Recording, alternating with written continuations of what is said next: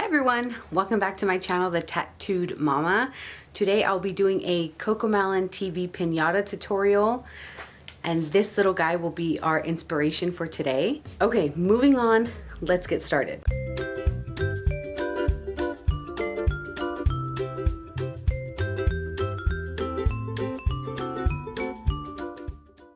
Supplies to make any of my super sturdy, durable piñatas will always be masking tape, rope or wire. I prefer rope because I found that wire rips through the cardboard when the piñata is filled too much. A razor with a fresh blade. You'll see me struggling later on in this video because I didn't change out the old one. Scissors, which are kind of optional, and a handy dandy glue gun. Oh, with spare glue sticks for it, of course. All right, moving on to supplies you'll need to decorate. You will need green and pink tissue paper, 2 purple pipe cleaners, and 2 blue pom-poms. These 4 things can be switched out with some purple and blue cardstock instead. Speaking of cardstock, you'll need black, white, pink, green, and then the purple and blue if you aren't going to use pipe cleaners or pom-poms. Now let's get to making the piñata. The first step is cutting out 2 shapes. You will need 2 identical pieces, one for the front and one for the back. The sides will just be 4-inch strips, which we'll get to later. To make this Cocomelon TV Pinata, I first drew a 16-inch by 16-inch perfect square. I didn't have a ruler on hand, so here I am just using the side of another piece of cardboard to get a straight edge. Then cut them out with my razor blade. Here's where you can see me struggling because I have a dull blade. I end up grabbing scissors to finish the job. This leftover piece just so happened to be the perfect 4-inch wide strip, so I put that aside to use later. After you are done cutting out your front and back pieces, you'll want to cut a few 4-inch wide strips. The length does not matter, but very important when cutting these, cut against the corrugation to make doing the bends later on much easier. So let's just speed this part up. Then here I am just showing you that I have 2 16 by 16-inch pieces, one for my front, one for the back. Next, we're going to round off the corners. This is something I would have done differently. I definitely would have made this much more round all along the sides. My 5-year-old is the one that gave me this tip.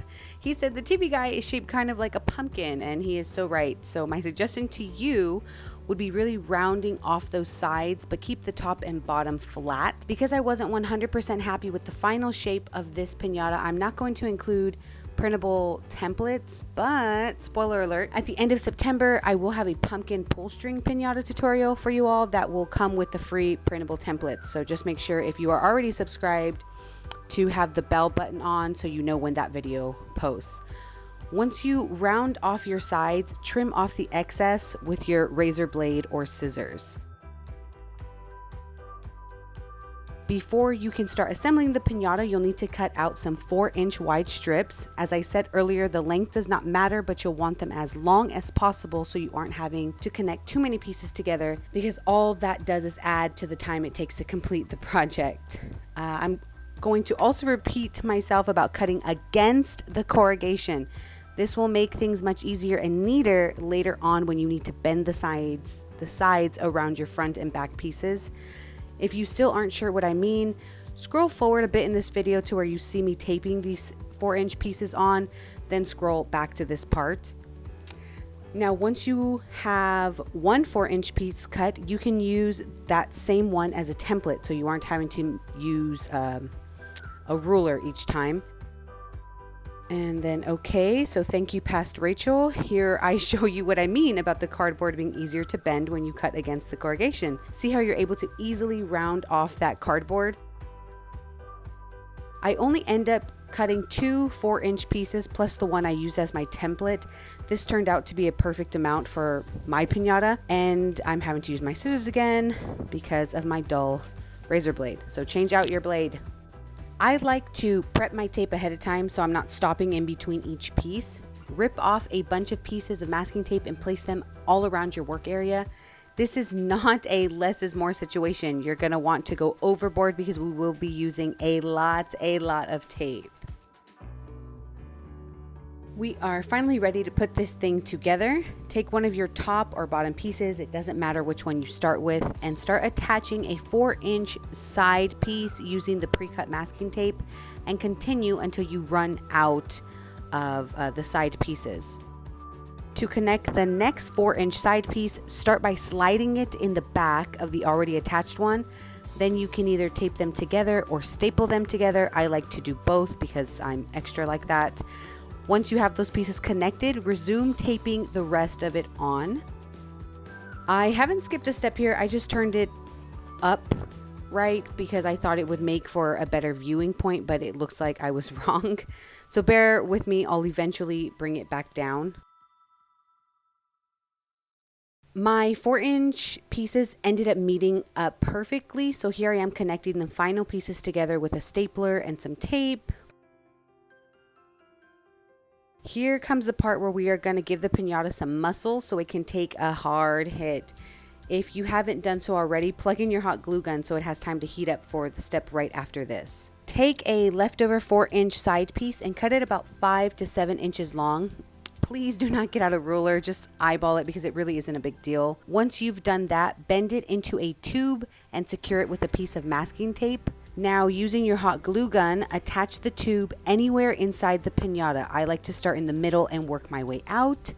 Some piñatas only need 1 tube, but the bigger ones like this one will need a couple more. It all depends how strong you want it to be.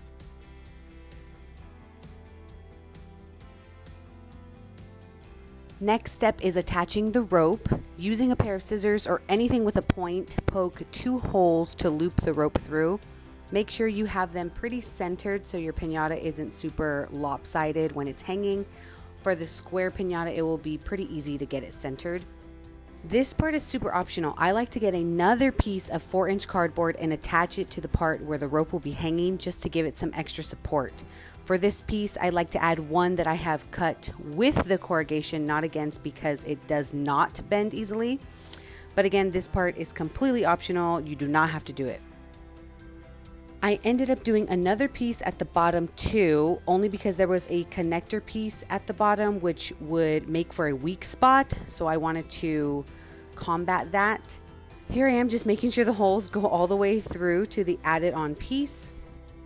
Now just cut yourself a piece of rope, loop it through and tie a knot at each end to secure it in place. I like to double the rope just to help it all hold together better, but if you don't have enough rope, don't worry about that.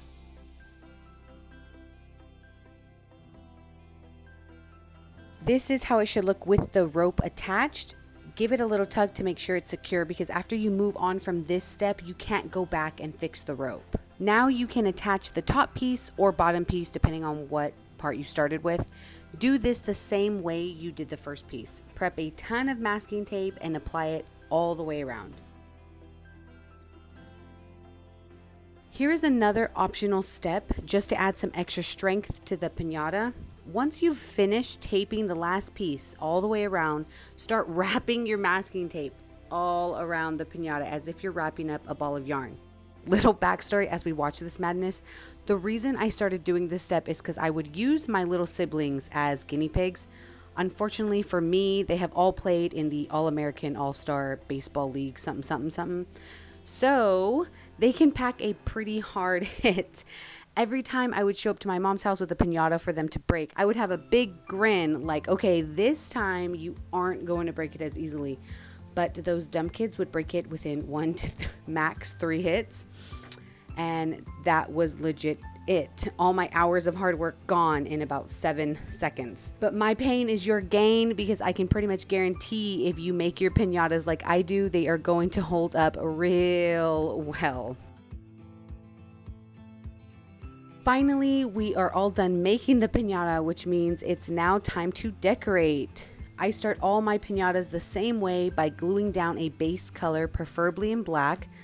This is to make sure none of the masking tape or cardboard shows through and I'm not wasting my colored tissue paper. Since black and white tissue paper is easier to get, I use either of those colors as the base. One thing I forgot in the supplies list for decorating is the glue mixture.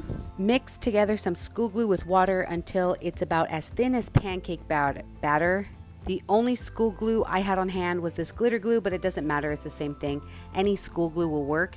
If you don't have school glue, no worries. Mix together some regular flour and water until it is as thin as pancake batter, and boom, you have glue. Place glue all along the edge of the piñata and only the edges. If you put glue in the middle, it will make creases in the final product. Place down the base tissue paper. My tissue paper wasn't big enough to cover the entire piñata in one shot, so I did have to lay down another piece. You'll see I did have to put some glue that isn't at the edge, but that is more of a guide, not an absolute rule. If you can stay away from gluing the center, then stay away, but if there's no way around it, so be it. I like to trim the excess tissue paper so there's less to glue at the end. Add some base tissue paper to the other side too, using the same steps. Now add some lime green tissue paper to both sides, again making sure to keep the glue only on the edges as much as possible. When I did the lime green tissue paper for the front, I put 2 layers down. This is also something I would have done differently. In the final product, it still looked a little plain in my opinion, so next time I make this Cocomelon Pinata, I would do this part all in fringe instead of the flat piece that I did here. Next, I'm gluing down the excess tissue paper to clean up the edges. The simplest thing I could think of doing for the pink face was gluing pink fringed tissue paper directly onto a piece of pink cardstock and then gluing that onto the piñata. This was so I was able to basically guarantee everything would come out straight and neat as possible. I first rounded off the edges of the cardstock, then started gluing the fringe. I'll show you how to make the fringe in just a moment. Usually to make the fringe, I cut 4-inch strips and fold that in half, but for this Cocomelon face, I wanted to make it look a little more cutesy, so I did smaller fringe this time. Start by cutting 3-inch strips of tissue paper. Try to do multiple pieces together to save time. Then fold them in half. This will give a prettier and fuller looking fringe. Then start cutting little slices about 3/4 of the way up, being careful not to go too high. As I said earlier, I was going for a cutesy face, so I'm cutting the fringe pretty close together to make it appear dainty. Now that I've prepped all my fringe, I will have to pull each one apart. When going in to glue them down, make sure to keep each one folded so you get that fuller look. You always start at the bottom for this part, and the first piece is the only one that is a bit different because you'll be gluing the entire piece instead of just the top part of it. Using the same glue mixture we made earlier, place a line of glue, then add your first piece of fringe and pat the fringe down. Don't slide your hands across it or you'll risk ripping the fringe. The part where you see me sliding my fingers across, notice I'm doing it very slowly and only at the top part that isn't fringed. Place another line of glue down directly above your first piece, then add the next fringe on. For this piece and all the rest, you will only glue down the part that isn't fringed, that top piece. Continue this process until you've covered that surface.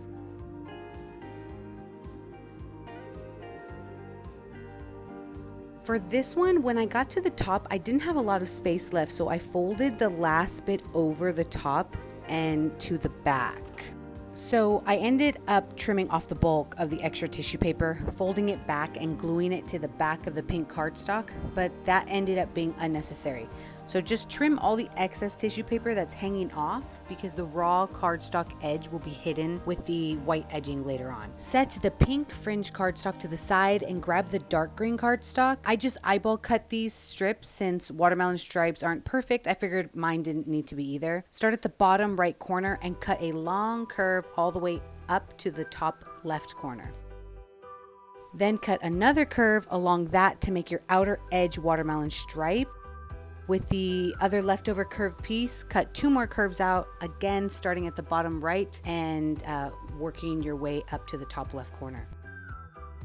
Since the pink fringe cardstock will be hiding in the middle stripes, cut the inside stripes in half to easily adjust their height when gluing them on. I didn't show how I got the other 4 pieces. Just get another piece of green cardstock and cut out 3 pieces the same way, which will be bringing you to a total of 6 stripes. For the final middle stripe, get one of the remaining leftover pieces of cardstock and cut out another stripe, curving your scissors the opposite way so both sides of it are curved, and then glue all those pieces down. Before gluing on the pink fringe, make sure the white cardstock you have is large enough to cover the edges about a ½ inch around. If it isn't, then either trim your pink cardstock some more or use a larger piece of white paper. Scroll forward a bit if you're unsure what I mean by this. Now add your pink fringe cardstock by putting glue all over the back of it. We want to be a little excessive here because this piece is now pretty heavy, so it needs a good amount of glue to stay locked on. Because I glued my pink cardstock on before checking if the white cardstock would fit, I had to find a bigger piece of white paper, and it took me 3 times to get the size right because I was guessing. But it's okay. I made the mistake for us all, so you don't have to. Next, glue that white border piece on. To make the eyes, I freehand drew one egg shape, folded my paper in half, then cut them out so I would end up with 2 identical pieces.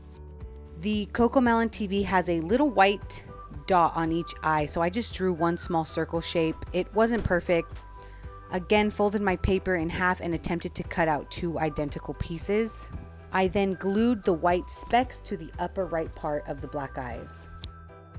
To make the nose, I just drew a rounded off frowny face. And for the mouth, I drew a long rounded off smiley face with a little smirky shape to the side.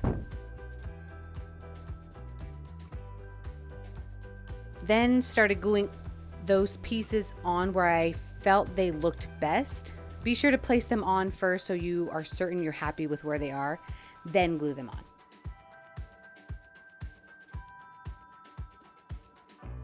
For the rosy cheeks, I traced a quarter, folded the paper in half, and cut out 2 identical pieces. In the inspiration picture, the rosy cheeks are placed pretty much directly below the eyes with a tiny gap in between them, so I mimicked that when gluing them on. This character also had a little white glare on him for like a TV, so I made sure to recreate that using the white cardstock as well. For his antenna base, I drew a half circle onto the pink cardstock. And for his antenna, I took a piece of purple pipe cleaner, folded it to where one side was longer than the other, then hot glued a blue pom-pom on each end.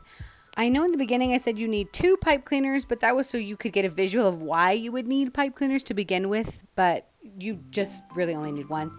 If you don't have pipe cleaners or pom-poms, then you would just recreate this 3D effect using the purple and blue cardstock. Using the picture as a visual, I bent the pipe cleaners to just mimic that, then held them in place using a little bit of hot glue. For the ladybug, I found a picture on Google, copy pasted it into Google Docs, made it a little bigger, then printed it out on white cardstock. I thought about purchasing an SVG file and using my Cricut machine to make the perfect cuts, but that would have taken way more time than just taking the time to cut it out neatly. Once he's all cut out, glue them to the upper left corner. I let him hang off a bit just because I liked the way that looked. I thought it gave it more added dimension. Moving on to the sides of the piñata, this part is really easy. Cut 4-inch wide strips of green tissue paper and glue that all the way around the sides. I had some dark green tissue paper, so I used that, but you can just use the same lime green tissue paper if that's all you have. I don't think I mentioned the green paper in the beginning. Maybe I did, I don't know. You can still see the masking tape through, so I did 2 layers all the way around.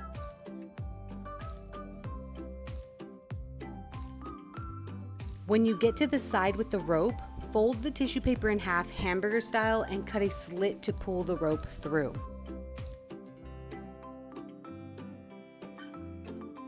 So cutting the piñata hole is really easy. Find a weak spot on the piñata and slice a square hole into it, but only cut 3 of the 4 sides so that it flaps open and closed as you need it. Tip 1 is don't make the hole anywhere below where the candy will sit. So if you're planning on stuffing the piñata with candy to its max potential, then you want to absolutely be sure the hole is at the highest point. Also, you can't make the hole on the top of the piñata because this will weaken the piñata where the rope sits. But that's it. Just a side note, for searching purposes only, I am going to use this part of the video to create a separate video titled How to Cut the Hole in a Piñata. So if you come across that video, just ignore it. You already got the inside scoop. All right, and here is the final look. I did do a number 2 Cocomelon themed piñata also, but that design was completely taken from someone else. My aunt sent me a picture of a few different ones she liked, and since I already had a number 2 template in my stash, I just copied the picture she sent me. I will try to link where you can purchase that number 2 piñata from the original source if you're interested.